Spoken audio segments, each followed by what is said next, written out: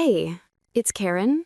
47 then. Voice still catching every single time I walk past the guest bathroom and the door creaks even a fraction. If you know how one cracked open door can flip your entire world upside down in the span of a heartbeat, stay right here. Smash subscribe, drop a comment, tell me the exact second you realized a kid you'd watched grow up wasn't a kid anymore. Part 1 starts now, slow, detailed, no filter. I raised 2 boys in a split-level ranch outside Charlotte. White vinyl siding, cracked basketball hoop over the garage, cul-de-sac so quiet you could hear the ice cream truck 3 streets away. My oldest, Tyler, turned 21 that sticky July. Youngest, Ryan, had just graduated high school and was headed to UNC Chapel Hill in the fall. My husband, Mark, sold commercial HVAC systems. 3 weeks on the road, 1 week home, suitcase always half-packed by the door. I taught 3rd grade at Pineville Elementary, ran 5Ks before sunrise, kept the fridge stocked with blue Gatorade and frozen pizza. Life was predictable. Alarm at 5:15, coffee in the travel mug, lesson plans color-coded, boys' laundry mountain high. That Friday, we threw a barbecue to celebrate Ryan's acceptance letter. Tyler invited his old high school crew plus a few college buddies home for the summer. Ryan brought Ethan, 19, lanky 6'2", shy smile that showed braces, long gone, Duke early admit on a partial scholarship. They grilled burgers on the Rusty Weber, played cornhole on the driveway, Bluetooth speaker blasting Post Malone and old school Outkast. I wore black running shorts, neon pink sports bra, hair in a high ponytail, still fit at 47, 34D that turned heads at the gym, legs strong from weekend-long runs. Ethan's eyes flicked my way more than once when I refilled the cooler or bent to grab a lawn chair. I chalked it up to teenage hormones, laughed it off with the other moms. Party wound down around 10. Kids migrated inside for Xbox. Adults cracked final beers on the deck. I grabbed a laundry basket.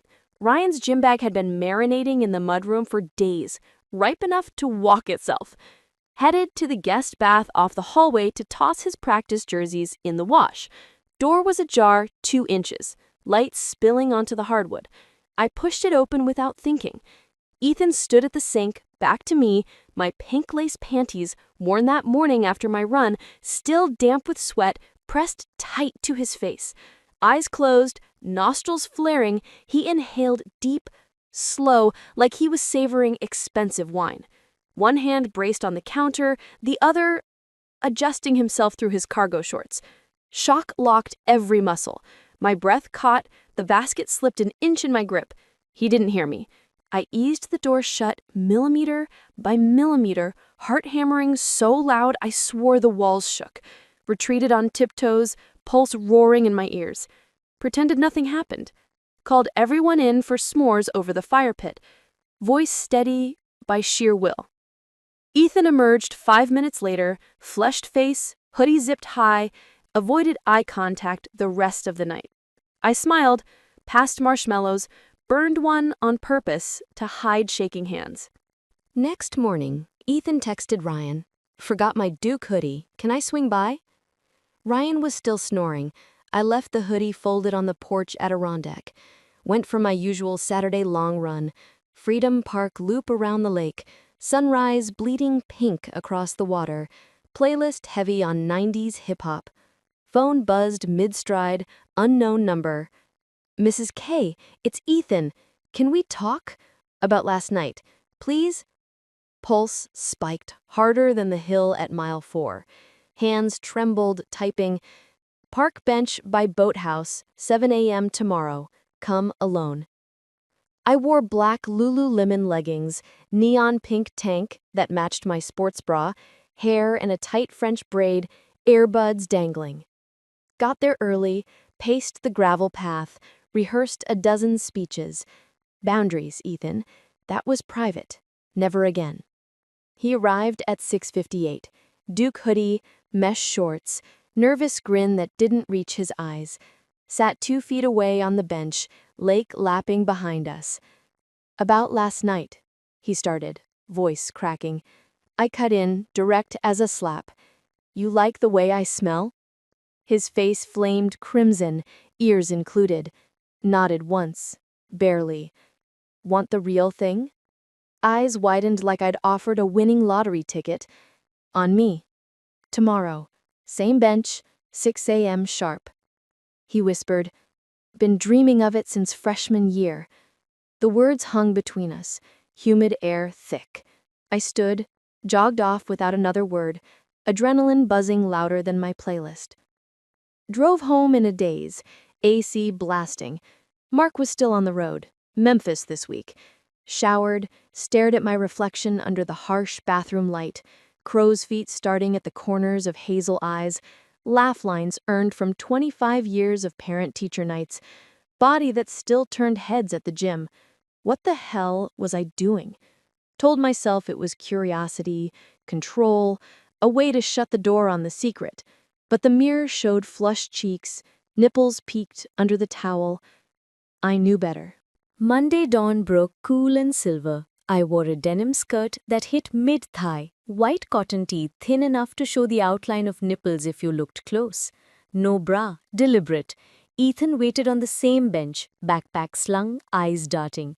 No words. I tilted my head toward the service trail that snaked into the woods. We walked single file, pine needles soft under sneakers, birds loud, city waking distant. Half a mile in, the paths narrowed. I veered left onto a deer trail, deeper until the main loop disappeared. Found the clearing we'd used for Ryan's senior photos, massive fallen oak, moss carpet, ringed by pines. Stopped in the center. Kneel. Voice steady, teacher tone. He dropped instantly, backpack sudding, hands on my thighs, warm, trembling, pushed the denim skirt up slow, fabric bunching at my waist.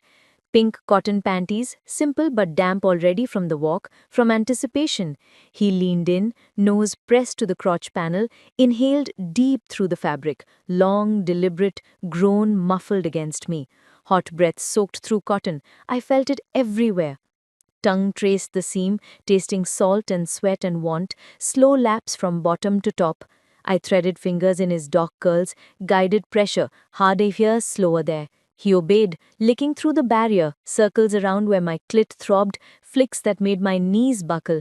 Hips rocked into his face, denim waistband cutting soft, breath hitching in the quiet woods. Birds kept singing, somewhere a jogger's playlist faded. I came quick the first time, sharp, sudden, biting my lip to stay quiet, thighs clamping his ears.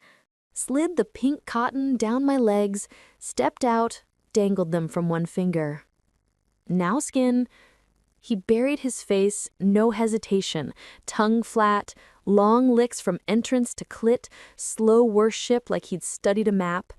Hands gripped my ass, pulled me closer, fingers digging into muscle earned from years of squats. I leaned back against the rough oak bark, skirt bunched at waist, morning light filtering gold through leaves. He varied rhythm, gentle suction on my clit that made stars burst, tongue sliding inside, curling, tasting every fold. Fingers spread my lips wider for better access, cool air, then hot mouth. Built slow, then frantic. My thighs trembled, knees threatened to fold. Second orgasm rolled deeper, longer, toes curling in sneakers, his name a whisper on my lips. He kept licking through aftershocks, gentle laps until I laughed breathless and pushed his forehead away. Pulled him up by the hoodie, kissed him hard, tasted myself sharp and sweet. Your turn next time. He grinned, dazed, lips swollen. We straightened clothes, walked out separate trails. I jogged home lighter, guilt already pooling. Met 3 more times. Same clearing, different hours. Once at dusk, fireflies blinking like paparazzi.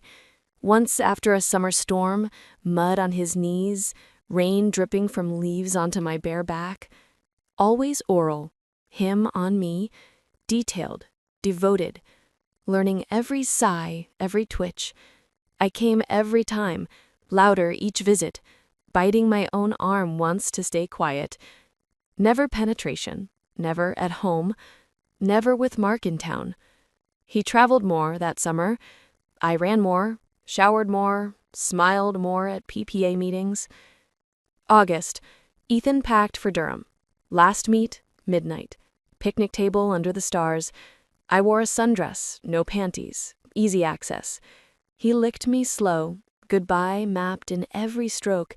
2 orgasms under constellations, fireflies our only audience. Hugged after, awkward, final. His head on my shoulder, smelling like pine and me. Thank you, Mrs. K. Drove away in his mom's minivan, taillights disappearing. He texts holidays, safe stuff. How's Ryan? I run the same path, remember pine scent, his tongue, the way my body opened like a secret. Mark none the wiser. Sex that summer was mechanical, scheduled. Secret, safe.